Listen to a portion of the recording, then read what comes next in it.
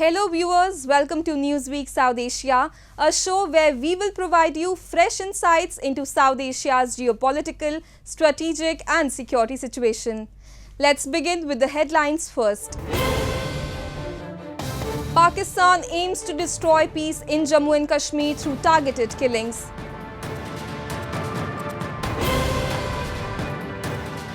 Human rights violations in Pakistan continue unabated. And POK Gilgit-Baltistan face infrastructural education crisis. Targeted killings are a conspiracy by Pakistan to sabotage peace in Jammu and Kashmir. On April 22, a tragic incident occurred in the Rajouri district of Jammu and Kashmir when a 40-year-old man was killed by gunmen. In another attack, a migrant worker from Bihar was shot and killed in Anantnag. A Telegram channel connected to the resistance front of Lashkar-e-Taiba took credit for the attack. The authorities are thoroughly investigating these incidents while taking appropriate measures to prevent further violence and loss of life. Take a look. A tragic incident unfolded in Jammu and Kashmir's Rajouri district on April 22 as a 40-year-old man fell victim to a targeted attack. Mohammad Razak was rushed to a hospital after he was shot, but tragically, he succumbed to his injuries. This targeted attack echoes a painful history for the family, as Razak's father, Muhammad Akbar, was also killed by terrorists 2 decades ago. Police claimed a foreign terrorist codenamed Abu Hamza of the proscribed Lashkar-e-Taiba was involved in the killing of the government employee and announced a Rs 10 lakh reward for information on him. The group labeled the killing as a political statement coinciding with the election period. Another attack occurred a few days back where a migrant worker from Bihar was fatally shot in Anantnag. Responsibility for the attack was claimed by a Telegram channel affiliated with the Resistance Front, a proxy of Lashkar-e-Taiba. A fresh spurt of violence in Kashmir has cast a shadow over the polling fervor with series of targeted killings. In the backdrop of the ongoing general elections in Jammu and Kashmir, Pakistan is greatly infuriated over the success of the polling process in the Indian state, and hence it has stepped up its directions to the militants to whom it has been supporting for long to carry out attacks in Jammu and Kashmir in India. And that is the reason we have seen in the last few days, few such incidents have happened. This clearly shows the frustration of Pakistan. Targeted killings are a conspiracy by Pakistan to sabotage peace in Jammu and Kashmir. However, India remains committed to all efforts to combat terrorism by sharing intelligence, capacity building for effective border control, preventing misuse of modern technologies. In a massive crackdown in the Jammu and Kashmir terror conspiracy case involving Pakistan-backed banned terrorist organizations and their offshoots, the National Investigation Agency on April 22 carried out raids at 9 locations in Srinagar. The digital devices containing large volumes of incriminating data and documents were seized during the raids conducted on the premises of hybrid terrorists and overground workers.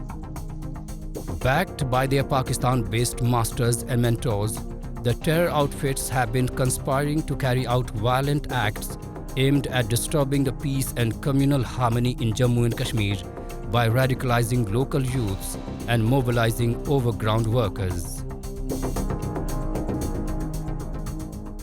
After Pakistan got defeated by India in the 1971 war, which led to the creation of a new nation, Bangladesh, Pakistan formulated a military doctrine called Bleeding India into 1,000 Cuts. This doctrine is till date taught to the officers of the Pakistani armed forces. And under this doctrine is the support of terrorism in India.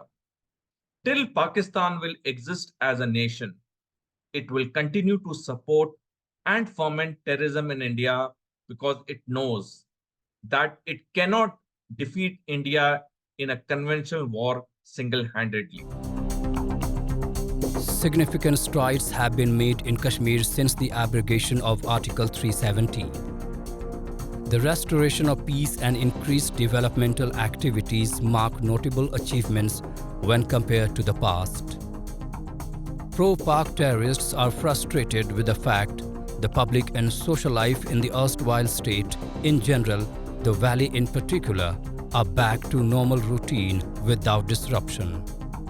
However, India's External Affairs Minister S. Jaishankar has declared that New Delhi is committed to respond to any act of terrorism perpetrated from across the borders. He has also asserted that since terrorists do not play by rules, there cannot be any rules in the country's answer to them. Terrorists do not play by any rules. The answer to terrorists cannot have any rules. The persecution of Ahmadis and the abduction of Christian Hindu girls are distressing examples of the challenges faced by religious minorities in Pakistan. It's crucial for international bodies and governments to continue raising awareness and advocating for the protection of human rights in the Islamic Republic. Recently in the UK Parliament, British politician David Alton raised the issue of violence against minorities in Pakistan and highlighted the incidents of abduction of Christian and Hindu girls. A report. Human rights violations are indeed a serious issue in Pakistan. The country has failed to ensure the protection and promotion of human rights across various aspects of society. Freedom of expression remains restricted, with journalists, activists, and dissidents often facing harassment, censorship, and even violence for expressing their views. Religious persecution is another significant issue, with minorities facing discrimination, blasphemy accusations, and violence. Forced disappearances, where individuals are abducted by state or non-state actors without any legal process, also contribute to a climate of fear and insecurity. Recently in the UK Parliament, British politician David Alton raised the issue of violence against minorities in Pakistan. Speaking in the Parliament, Alton highlighted the incidents of attacks on Ahmadis and abduction of Christian and Hindu girls. Primitive and dismal conditions in the so-called colonies where Christians live, often devoid of running water, sanitation and electricity, and which I've personally visited with Mary Rimmer, Member of Parliament, and Jim Shannon MP. The APPG has highlighted lack of reparations, convictions and impunity following the violence in 2023 in Punjab's Jaranwala, when a mob rampaged and torched churches and homes. I hope that the Noble Lord the Minister will respond to that and to the destruction of Ahmadi mosques and cemeteries, the persecution of the dead as well as the living, violent attacks including murder, and the denial of comparable voting rights with other citizens. There have been instances in Pakistan where the state's ability to protect individuals has been questioned due to various factors such as political instability, corruption, and the presence of militant groups. Speaking on human rights violations in Pakistan, Alton recalled that no one had been brought to justice for the murder of the Pakistan's Minister for Minorities, Shehbaz Bhatti, a Christian. On 2nd of March 2011, Bhatti was assassinated outside his mother's home for his opposition to Pakistan's blasphemy laws. Pakistan's blasphemy laws have been widely criticized for their misuse against religious minorities. Accusations of blasphemy can result in imprisonment, violence, and even extrajudicial killings. In 2011, when the Christian Minister for Minorities, Shehbaz Bhatti, and his friend Salman Taseer, the Muslim governor of the Punjab, spoke up for Asia Bibi and called for reforms, both men were murdered. When did the UK last challenge Pakistan over the failure to bring the murderers of Shehbaz Bhatti to justice. If you can't bring the killer of your Minister for Minorities to justice, is it any wonder that the 2 children forced to watch a lynch mob of 1,200 burn alive their parents or minorities living in places like Jarramwala are in despair? But more hopefully, my lords, and here I will conclude, also recall that on August the 11th, 1947, in a famous speech, the great Muhammad Ali Jinnah insisted, I quote, "You may belong to any religion, caste or creed. That has nothing to do with the business of the state." And Jinnah gave the newly independent Pakistan a new flag, symbolising the country's plurality and diversity, combining the Islamic green of its Muslim people with the white of the country's religious minorities. The flag's crescent represents progress. The 5-pointed star symbolises light and knowledge, objectives which Jinnah hoped would inspire and unite the nation. Empirical research shows that countries which enjoy the greatest prosperity and harmony are the ones which promote religious freedom or belief for their minorities, something on which the UK, Pakistan and the Commonwealth should prioritise. Pakistan has faced criticism and condemnation from various human rights organizations and international bodies for its failure to adequately protect and promote human rights within its borders. Religious minorities in Pakistan often have limited representation in political and governmental institutions, which further marginalize their voices and concerns.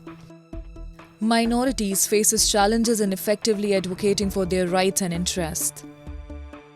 Efforts to address human rights abuses in Pakistan immediately need a combination of diplomatic engagement, international scrutiny, and targeted sanctions.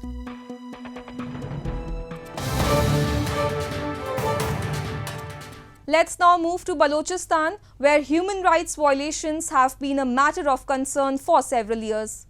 The region has seen allegations of enforced disappearances, extrajudicial killings, arbitrary arrests and suppression of freedom of expression. The Baloch nationalists seek greater autonomy or independence for the local people.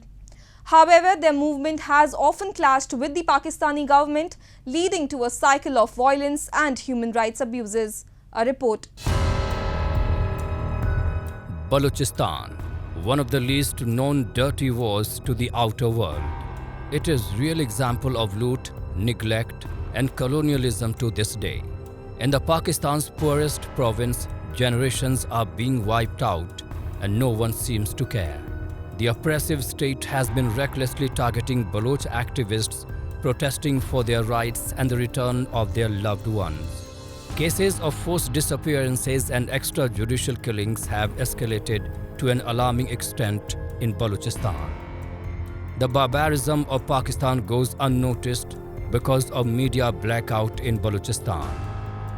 Where thousands of Balochs are enforcedly disappeared, and while thousands have been killed by the state of Pakistan. However, activists like Mahrang Baloch are trying their best to raise awareness globally about the suffering endured by the people in Balochistan. When we use the term Baloch genocide, we are often told that it is an exaggerated expression and that there is no genocide in Balochistan. Today I say to all those that in a region where there is a graveyard of unknown mutilated bodies is established, where children search for their beloved fathers on their streets instead of attending schools, where hundreds of peoples are collectively killed and their mutilated bodies are dumped in mass graves, where women became victims of collective punishment and 80-year-old mothers protest on the streets, awaiting their children forcibly disappeared for the last 18 years. If all this does not constitute genocide in your eyes, then you need to create a new word in your dictionary for these atrocities. When people go missing in Balochistan, government calls they are cases of self-disappearances. Balochistan has a long history of marginalization. The province was annexed by Pakistan in 1948, soon after partition from India, and there has been a separatist movement since. Several Baloch armed groups have been fighting Pakistan's security forces for the province's independence for nearly 2 decades. One of the primary grievances among some Baloch groups is the perceived exploitation of the province's natural resources, particularly its vast reserves of gas, minerals, and other valuable commodities, with little benefit accruing to the local population. This has fueled resentment and demands for independence. The Baloch insurgency, which has intermittently flared up over several decades, has been met with military action by the Pakistani government.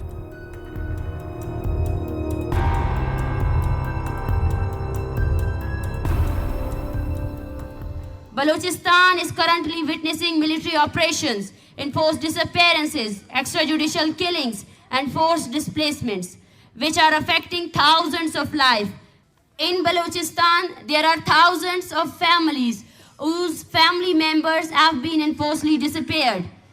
And I think I don't need to provide any reference or evidence for this, because today in this conference, there are dozens of families before you whose loved ones have been enforcedly disappeared. Many families present here have relatives who have been enforcedly disappeared for more than 15 or 20 years. Even today, the number of victims of forcibly disappear is in the thousands. And the most crucial aspect is that the person who is forcibly disappeared not only endures difficulties, but the entire family of this person suffers for years. In December 2023, hundreds of Baloch people marched to Islamabad, protesting enforced disappearances and killings in Balochistan. Despite the Islamabad High Court's permission to stay and protest, the state used force, arresting and forcefully sending them back. Baloch activists are signing a petition urging the international authorities to take action on the ongoing genocide of their community members. They are demanding the United Nations and human rights organizations take action and hold the authorities accountable for the crimes committed in Balochistan. They further want a fact-finding mission headed by the United Nations Working Group to investigate the matter. It's crucial for governments, human rights organizations, and concerned individuals to speak out against the injustices in Balochistan and work towards meaningful change. Only through concerted efforts and solidarity, the deep-rooted issues facing Balochistan can be addressed.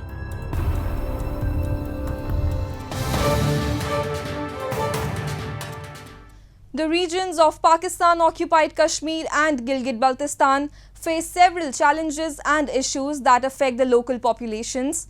There is a serious crisis in the education system, as Pakistan has never prioritized learning and enlightenment in the occupied regions. Despite the pressing need for better facilities, students and employees in the education sectors are being kept away from their basic rights. A report. हम हुकूमत पाकिस्तान से कोई गदा नहीं मांगते, कोई खैरात नहीं मांगते, कोई भीख नहीं मांगते, हम अपना हक मांगते हैं और ये हक पाकिस्तान को देना पड़ेगा. The international community has underestimated the socio-political and economic factors affecting the people of Pakistan's occupied Kashmir and Gilgit-Baltistan in the context of their occupied status and the country's inadequate infrastructure. POK and Gilgit-Baltistan have been illegally occupied by Islamabad since 1947, and the residents of these regions have endured the worst of Pakistan's political and economic hardships for many years. People are complaining about unfair tax increases, an unusual rise in electricity cost despite protracted blackouts, and a crisis of vital services in the area that the state is fabricating. The situation regarding the education system in POK is alarming. There's a serious crisis in the education system, as Pakistan has never prioritized learning and enlightenment in occupied regions. Despite the pressing need for better facilities, students and employees in the education sectors are being kept away from their basic rights. तालीमी निज़ाम इंतहाई ख़राब position में जा रहा है.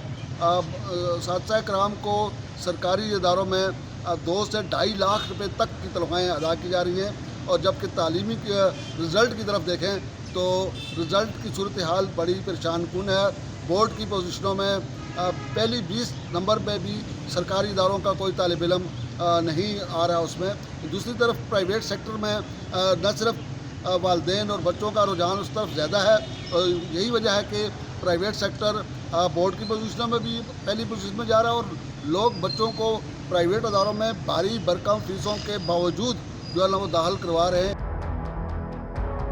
Accusing the university administration of mismanaging the resources, students are complaining that they are not being provided any facilities. Shortage of faculty, transportation, and classrooms are the issue that the students have been facing for several years.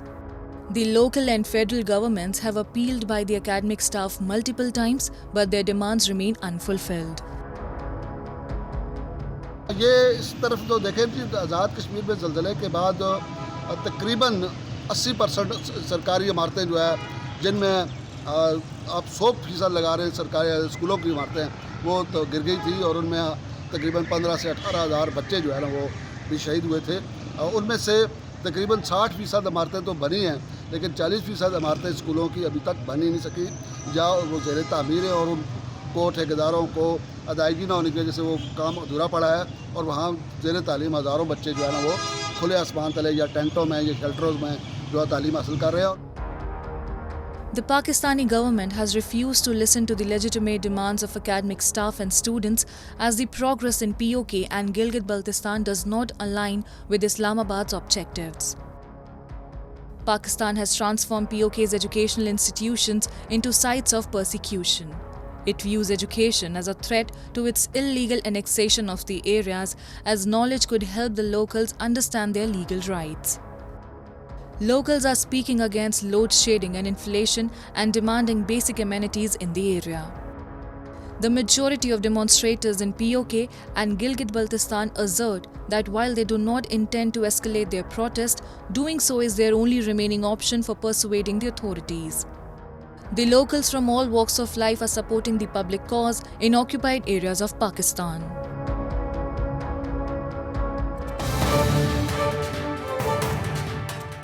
And with that, we come to the end of this edition of Newsweek South Asia. We will be back next week with more news, views and analysis from the subcontinent. Meanwhile, do keep writing to us at nwsa@anin.com. This is Akansha Parimu signing off on behalf of the entire team of Newsweek South Asia. Goodbye and take care.